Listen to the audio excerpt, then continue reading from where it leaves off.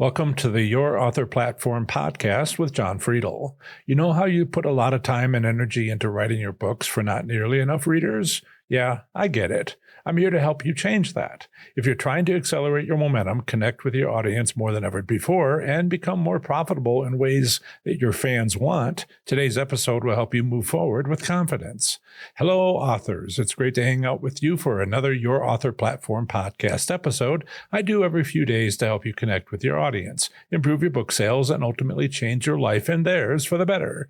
And hopefully I'm going to change your life a little bit today so you can better connect with your fans. In case you missed it, on my last episode, I went over why building your author's platform to connect with your audience is essential to being massively successful, and initial thoughts on what's involved when you're just getting started. I hope you enjoyed listening to my last episode as much as I enjoyed making it for you.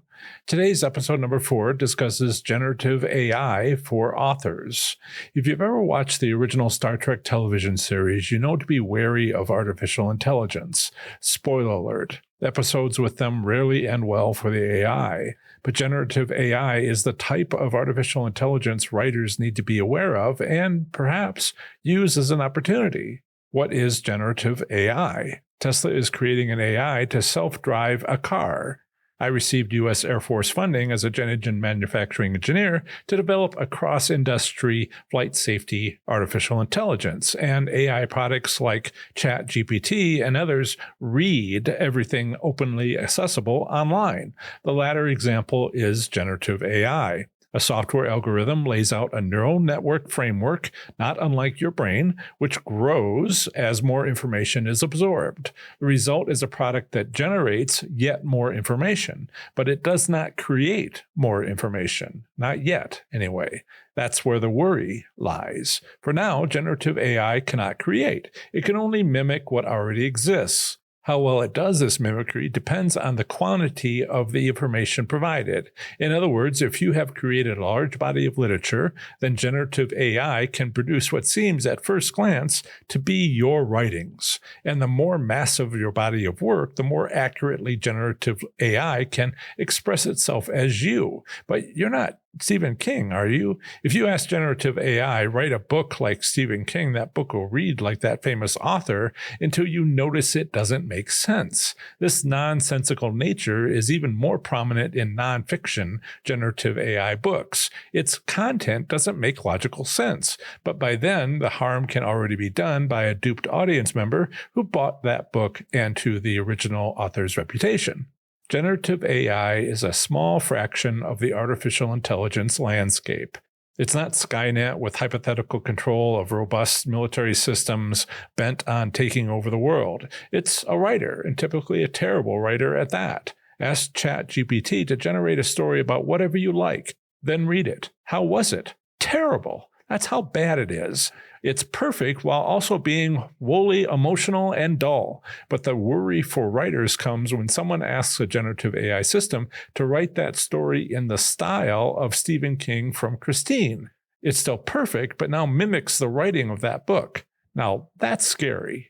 So if you use generative AI to write your English composition homework assignment when your college professor specifically told you not to, you could face academic discipline repercussions. Why? Because it's obvious when you use generative AI. And what if you published a new Stephen King book under that author's name on Amazon? Well, that's fraud, or should be fraud, even if you don't get caught right away. Nefarious characters trying to make a buck with shady practices always exist. They exist because laws are still catching up with this new technology. Further, sites like Amazon institute new review practices to find and eliminate such attempts.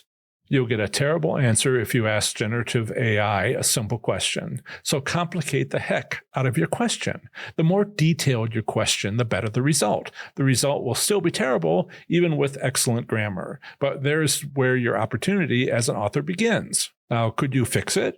Authors get their inspiration from all over the place. Why not generative AI? Consider it just one more writing tool. What are the acceptable ways you can use this tool to inspire your next novel or book? I think you'd be better off writing your book from scratch. You are authentic, at least until generative AI is better and AI starts taking over the world.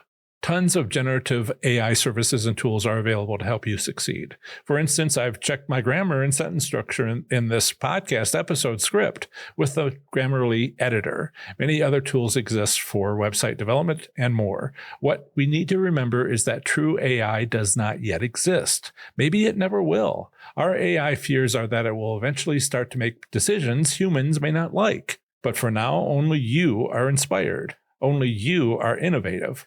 Only you can create. AI does not do any of those things. AI can only mimic. And maybe it mimics better grammar than you. So use that. Use an AI tool that helps you improve at something you're not the best at doing yourself. And leave worrying about problematic Star Trek episodes for the AI developers and legislators. In summary, if you don't have a large body of published work, someone else cannot use generative AI to pretend to be you. Or if they do, it'll appear not to be your work. But we still need to protect such things from happening to us. Remember to visit yourauthorplatform.com/subscribe to get my free report revealing the top 3 essential tools for improving your connection with fans, including the one I've used as a nonfiction author and influencer.